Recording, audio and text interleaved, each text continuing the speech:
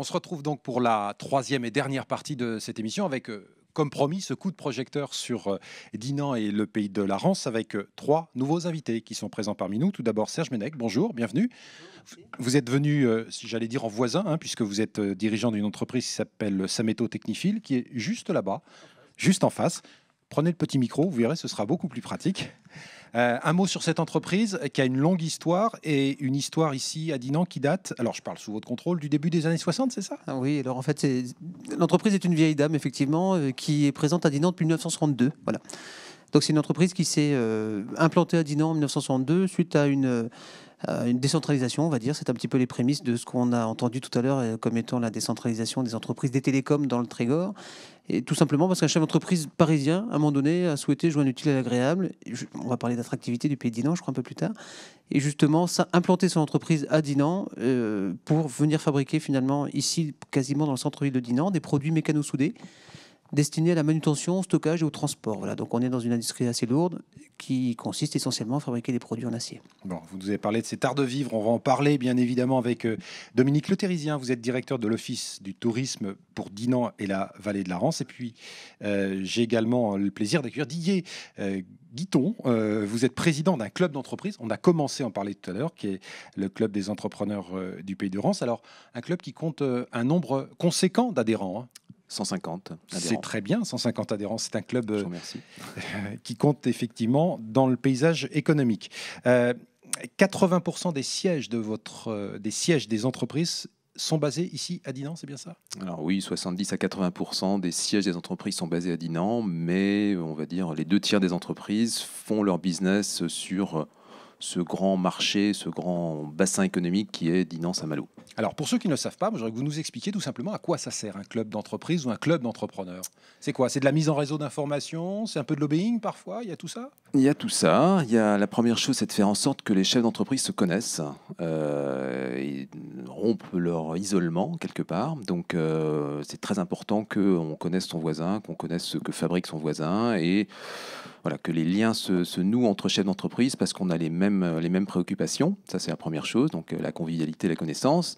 La deuxième chose, c'est parce qu'on est tous attachés à notre territoire et donc on a envie de développer ce territoire. Et donc, c'est ce qui nous relie. C'est la volonté de développer économiquement le territoire. Et puis la troisième chose, c'est effectivement la volonté de représenter nos entreprises de manière indépendante, créative, vis-à-vis du reste des entités qui constituent ce territoire, que ce soit les politiques, les associations, etc. Donc on a un rôle aussi de lobbying et de communication. Bon, vous avouez très franchement que parfois vous faites un peu de lobbying, mais on sait bien que les clubs d'entreprise sont là aussi pour ça. Mais c'est positif. C'est positif, bien évidemment. Serge, c'est important de dialoguer, d'échanger quand on est chef d'entreprise. Alors, il y a parfois un isolement, parce qu'il y a beaucoup de choses à faire quand on est chef d'entreprise. C'est important de pouvoir partager ce que l'on vit au quotidien. Pour nous, c'est essentiel, effectivement, parce que l'entreprise, effectivement, est indépendante et autonome, mais elle a forcément besoin, à un moment donné, d'aller chercher des appuis dans son environnement, on va dire. Donc, dans un environnement économique comme celui de Dinan, en l'occurrence, on peut aller chercher des conseils et des appuis au niveau de nos collectivités, par exemple, au niveau des clubs d'entreprise. Je suis adhérent, moi, au CEPR depuis désormais une dizaine d'années. Et c'est vrai que c'est un lieu d'échange où on peut trouver du conseil, mais aussi des services, en fait, très complet. Didier est un de mes fournisseurs, en l'occurrence, par exemple, et puis de faire du business entre nous et de faire en sorte que collectivement, on puisse apporter une solution la plus étendue possible, en cherchant forcément à exploiter au mieux les complémentarités qui peuvent exister entre nos différentes sociétés. Est-ce que ce club a un supplément d'âme ici, sur cette région de Dinan et du pays de la Rance, au regard de la composition du tissu économique, beaucoup de TPE, beaucoup de PME. Est-ce que c'est plus facile de dialoguer quand on est à peu près des entreprises de même taille et qu'il n'y a pas de très grosses entreprises? Oui, je crois que c'est surtout un esprit. Il faut avoir l'esprit de vouloir dialoguer avec tout le monde. On a aussi des très grosses entreprises, puisqu'on a une entreprise comme Cordon Electronics qui a plusieurs milliers de salariés qui est au club. Quand on est au club, on est à égalité entre chefs d'entreprise, qu'on soit grand ou petit. Et c'est ça qui est important. Et comme disait Serge, ce qui nous relie, c'est la volonté de développer nos entreprises ensemble. et par le même, on développe le territoire. Donc, c'est plus un état d'esprit que le fait d'être simplement tous des petites entreprises. On n'est pas tous pareils, on est tous de milieux différents ou de secteurs différents, mais il n'y a aucune relation de hiérarchie. On a tous envie de développer nos entreprises et le territoire, c'est ça qui nous relie. Bon. Et qu'est-ce qui fait la force de votre territoire ? J'emploie ce terme à dessein, la force du territoire. Le fait que vous êtes, il y a ce dynamisme, le fait que vous êtes ouvert vers l'extérieur. Alors, je crois qu'effectivement, ce qui fait la force de notre territoire, c'est la diversité de ce territoire. On a, en tout cas, des entreprises qui y sont. On a la chance d'avoir une palette de savoir-faire et d'entreprises sur ce territoire, qu'elles soient agroalimentaires, mécaniques ou métallurgie comme Serge, électronique, on a pas mal d'entreprises, mais ça peut être aussi dans le bois, dans le service, dans la logistique. On a vraiment une palette très diverse. Je crois que ça, c'est une première force. Donc, on peut s'appuyer les uns sur les autres, avoir des expériences diverses. Ça, c'est une première chose. La deuxième chose, je pense qu'on est très, très bien situé géographiquement. On est situé entre locomotive régionale qui est Rennes, donc qui est un grand marché avec une tendance très positive, et puis à côté de Saint-Malo également, avec un accès sur la mer, avec un aéroport pas très loin, enfin, à Dinard et à Rennes, le TGV qui est tout près. Donc on est vraiment très très bien situé. Donc ça, c'est une deuxième caractéristique qui fait la force de ce territoire, parfois méconnu d'ailleurs. Eh ben, on parlera de notoriété tout à l'heure. Serge, ce positionnement là, géographique, c'est un atout pour votre entreprise. Il y a des grandes voies de communication, il y a une capitale régionale, et puis pour vos salariés, il y a aussi un cadre de vie. Alors, ce qui est important, effectivement, c'est la proximité de notre environnement industriel par rapport à nos fournisseurs, un certain nombre d'entre eux qui sont vraiment très proches. Et puis, du point de vue de nos salariés, effectivement, la possibilité de vivre dans un cadre de vie assez exceptionnel. Enfin, Dominique en parlait tout à l'heure. Donc, ce qui a pour effet de faire en sorte que les gens sont attachés, mes salariés, à tous les niveaux de l'entreprise, sont attachés à l'entreprise, attachés au territoire. Et donc, ça a pour effet de faire en sorte que les gens soient extrêmement impliqués et avec forcément peu de turnover et un attachement important à l'entreprise. Ça, on en reparlera effectivement parce que c'est une des particularités de ce territoire. Dominique, on parlait de ces locomotives. Alors, il y a la locomotive économique industrielle qui est Rennes, et puis il y a une autre locomotive un peu plus haut là-bas, Saint-Malo. Vous faites partie, j'allais dire, de cet environnement-là, et il y a ce point d'ancrage Saint-Malo qui vous sert également parce que quand on parle de Saint-Malo, on parle de la Bretagne, on parle des Côtes-d'Armor. Oui, tout à fait. C'est effectivement un des atouts. C'est pas une concurrence, hein, c'est une complémentarité. Pas du tout. C'est un des atouts de Dinan, d'être situé géographiquement sur ce bassin touristique de la Côte d'Émeraude, qui est quand même un des deux plus gros bassins touristiques de Bretagne, avec le golfe du Morbihan. Donc on a des grosses locomotives, Mont-Saint-Michel, Saint-Malo, Cap-Fréhel, Dinard, Cancale et Dinan. C'est pas mal ça. C'est très très important, et je peux vous assurer qu'au niveau de la fréquentation touristique, on s'échange mutuellement les clientèles, bien sûr. Il n'y a pas de concurrence et on travaille ensemble depuis 15 ans en termes de promotion, de communication avec Saint-Malo, Dinard, Cancale, la baie du Mont-Saint-Michel. Parce qu'aujourd'hui, voilà, la mutualisation, c'est pas quelque chose qu'on a commencé hier. On l'a commencé il y a 15 ans. Voilà, et on travaille ensemble et on s'affranchit des frontières géographiques. Le tourisme ne peut pas voir les frontières géographiques. On est dans un bassin qui est sur 3 départements, 2 régions. Voilà, donc on connaît bien le fonctionnement des touristes. Alors, ceci dit, vous ne vous contentez pas de la notoriété, de l'attractivité de Saint-Malo. Il y a bien évidemment ici de très belles choses à faire découvrir. Quand je dis à faire découvrir, sans doute parce qu'elles ne sont pas assez connues, on a toujours à faire progresser sa notoriété. Absolument, c'est toujours ce qu'on entend sur Dinan qui est méconnu. Maintenant, Dinan, c'est aussi une ville aujourd'hui en Bretagne qui attire beaucoup de touristes. C'est quand même 500 000 visiteurs par an. C'est une ville qui a énormément d'atouts, un patrimoine historique exceptionnel. Hein. C'est quand même 100 monuments classés, des remparts qui sont préservés quasiment depuis des centaines d'années, 2,6 km de remparts, les plus longs de Bretagne, un patrimoine avec des maisons en pan de bois, etc. Une situation aussi géographique le long de la vallée de la Rance, qui est vraiment très intéressante, puisque c'est une ville très concentrée, Dinan, mais on y sort très rapidement dans la nature.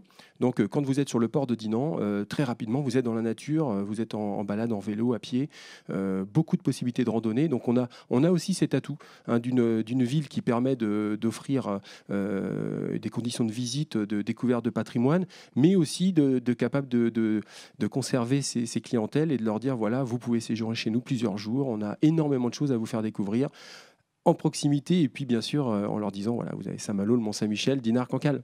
Ok, et on en profite pour faire un petit peu de promotion, comme dans les émissions de téléachat. Vous avez amené le petit guide indispensable. Alors, plus sérieusement, il est très complet.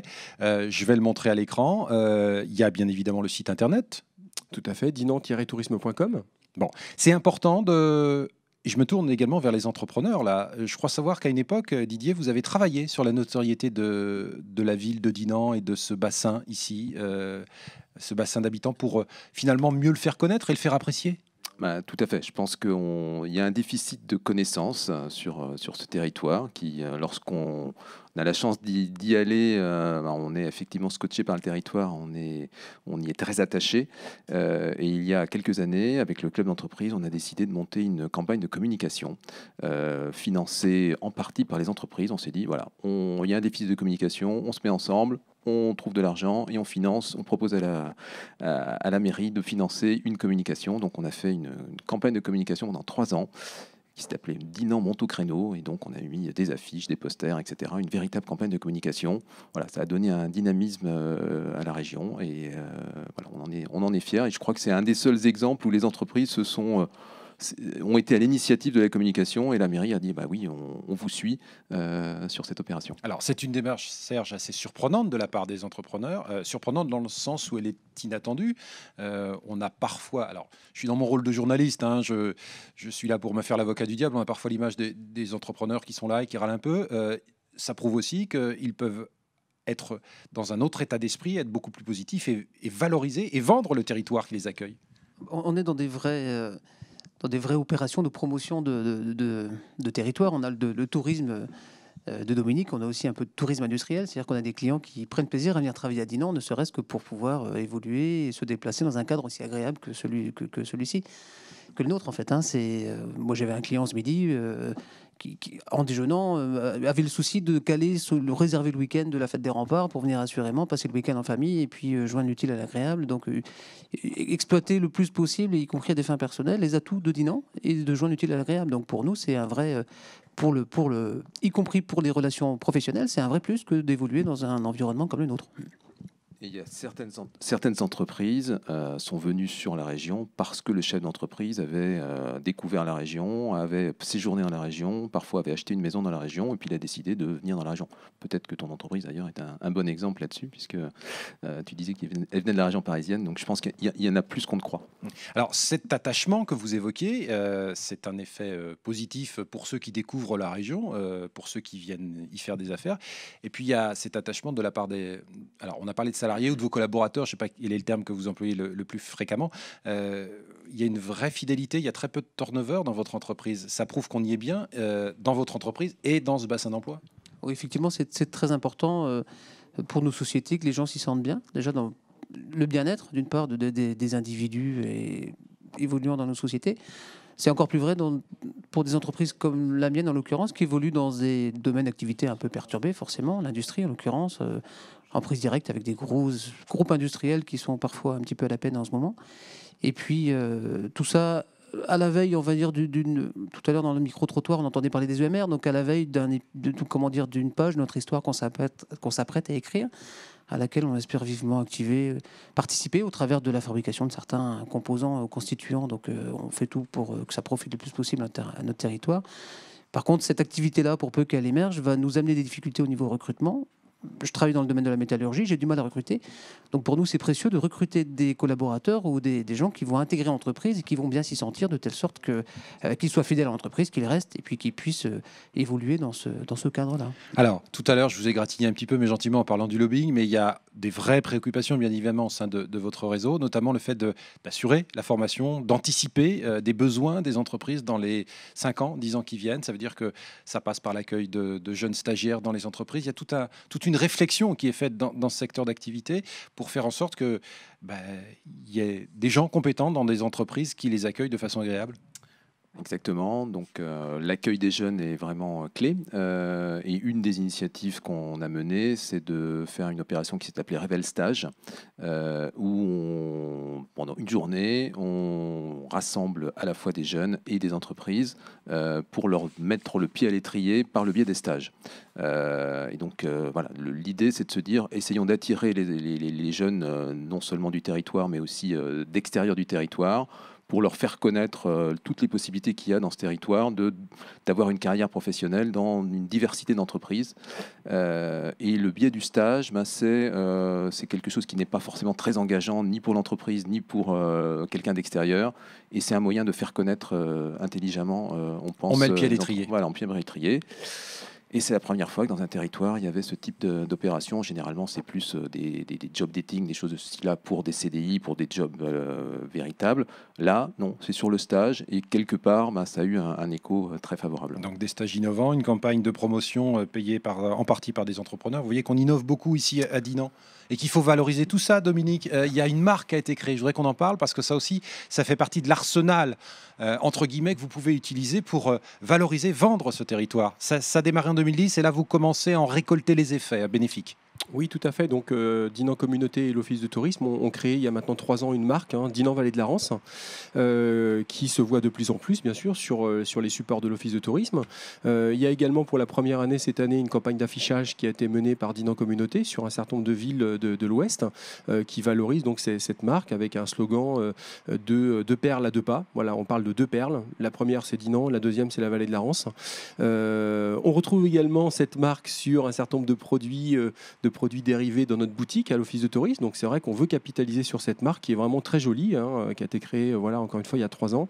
Oui, c'est important, une marque. Il y a une marque touristique, Dinan Vallée de la Rance, mais on peut aussi indiquer qu'il y a une marque économique sur le territoire qui s'appelle Made in Dinan, créée par la communauté de communes. Et donc il y a beaucoup d'entreprises qui valorisent cette marque. Donc voilà, on a cette chance d'avoir ces 2 marques, marque touristique, marque économique. Bon, allez, on continue notre opération de promotion là, mais tout ça dit sur le ton de la plaisanterie, bien évidemment, des entreprises dynamiques, des initiatives, un patrimoine à découvrir et un patrimoine à faire vivre. Il y a beaucoup de manifestations qui se déroulent ici. Il y a notamment un événement phare qui attire, alors je parle de 80 000, 100 000 spectateurs. Tout à fait. Voilà. Tous les 2 ans, la fête des remparts, donc, qui se déroule le 3e week-end de juillet, donc cette année, ça sera le 19 et le 20 juillet, attire entre 80 et 100 000 visiteurs sur les 2 jours. Donc voilà, la ville se pavoise pendant ces 2 jours à l'heure médiévale, donc avec des tournois de chevalerie, des animations, énormément d'activités pendant ces 2 jours, et c'est effectivement des 2 plus grandes fêtes médiévales en France. Voilà, c'est quand même une fête qui existe depuis 31 ans maintenant, créée en 1983. Donc c'est une des fiertés de Dinan, c'est ce qui nous permet de vendre notre patrimoine, nos remparts. Mais bien sûr, on a d'autres événements très intéressants. Ce week-end, vous avez notamment les Esclafades, une petite commune qui s'appelle Saint-Hélin. Vous avez un festival de jazz, vous avez beaucoup d'animations pendant l'été et hors saison sur le territoire. Bon, on va conclure cette séquence avec nos 2 entrepreneurs là. Quel est l'argument que vous pourriez mettre en avant auprès d'un de vos collègues là, qui hésiterait ou qui se poserait des questions sur la pertinence de venir s'installer ici, à Dinan, ou dans les Côtes-d'Armor? Quel est l'argument que vous lui vendriez? Didier, allez, je commence par vous. C'est toujours difficile de donner un argument. Je pense que il faut venir voir sur place. L'argument, il est plus là, entre guillemets, se dire vous avez certainement un territoire qui est méconnu et qui est hyper attractif. Mais il faut venir voir pour le croire, quoi. C'est un petit peu ça. Il faut l'expérimenter. L'argument, il est là. Il faut expérimenter ce territoire, rencontrer les gens. Vous avez vu qu'il y a un dynamisme qui est quand même très fort, ce qui montre aussi qu'il y a un tissu social qui est hyper fort. Je crois qu'aujourd'hui, il y a une certaine vérité, il y a un certain sens dans ce territoire. Donc on pourrait leur dire, venez à Dinan, vous allez trouver du sens à votre entreprise. Bon, voilà. Venez à Dinan, dans les Côtes-d'Armor. Serge, avec votre franc-parler, vous. 2 arguments, je pense, qui concernent un peu les actifs du territoire. C'est les entreprises, la richesse que constitue la multitude des PME, des entreprises qui, à un moment donné, individuellement présentent de l'intérêt, puis collectivement peuvent mettre en place des dynamiques comme celle du CEPR et nouer des relations clients-fournisseurs structurantes et importantes. Ça, c'est la première chose. Et puis la deuxième chose, plus là pour les actifs humains, c'est vraiment globalement, et ça c'est un avis qu'on partage tous, je pense, vraiment de bons professionnels. C'est-à-dire que des gens qui sont compétents, qui sont qualifiés, qui sont attachés à leurs entreprises, à leur territoire, et qui permettent de faire du bon travail et de travailler sereinement. Voilà. Bon, merci en tout cas à tous les trois pour votre témoignage. Et puis pour ceux qui n'auraient pas découvert, pas encore, Dinan et les Côtes d'Armor, il y a un formidable voyage à faire là pour ceux notamment qui nous suivent sur Internet et qui sont un peu éloignés de la Bretagne. On va conclure, si vous le voulez bien, cette émission dans quelques instants avec Laurent Kéfirus qui nous avait accompagnés pour le lancement de cette grande première. On le retrouve.